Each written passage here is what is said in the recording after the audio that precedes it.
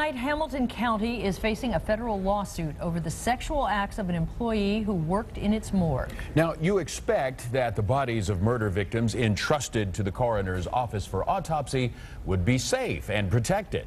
But there's a former employee who's in jail right now for sexually abusing corpses. And now, years later, the families of the victims want relief. We have exclusive video to show you given to us by the victim's lawyer, who claims the county ignored numerous warning signs. And we want to warn you, some of it is quite graphic.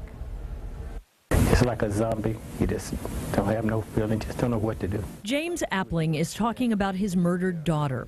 But what made him feel that way is what happened to her and at least two other women after they were killed. I do remember going in the freezer, pulling in one of the rooms in the back. Okay. And what happened? I had sex with her. Kenneth Douglas admitted to sexually assaulting Appling's daughter Charlene, Angel Hicks, and Karen Range during his time at the morgue in the 80s. I would just get on top of him and pull my pants down. These crimes did not come to light until years later. It was not until 2008 that DNA from the victims was linked to Kenneth Douglas. He was indicted, pleaded guilty, and was sentenced to 3 years in prison. But even then, Hamilton County had a hard time explaining it. No one could have imagined this. Douglas's wife claims she called the morgue supervisor about her husband smelling like alcohol and I told him, I said, we're down to one car. More often than not, I'm dropping Kenny off and I'm picking him up. And I'm taking him home. He gets undressed and he reaches up. Appling's attorney put it in terms that we can use on TV. Her husband was also coming home from work, as she put it, smelling like sex. Douglas's wife claims the morgue supervisor told her to stop calling.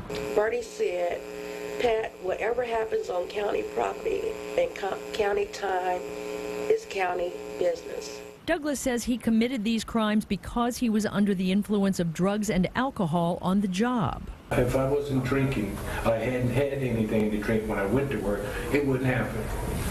Or I would do crack and go in, and I would drink and go in. And even he isn't sure how many corpses he abused. But it could be as many as 20. It could be 100.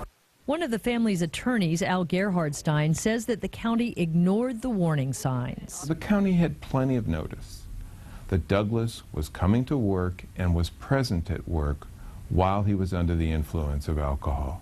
Turns out he was also taking drugs. And he told us in deposition, I wouldn't have done any of this if it hadn't been for the alcohol and drugs. So had he been stopped, these women would not have been abused.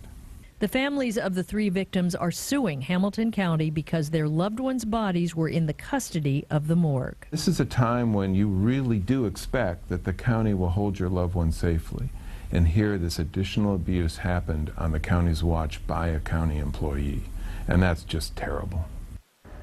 It wasn't only corpses. A morgue employee who worked with Douglas testified that he would bring live women in at night and have sex with them.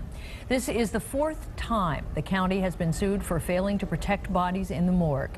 The county could have another multi-million-dollar lawsuit on its hands.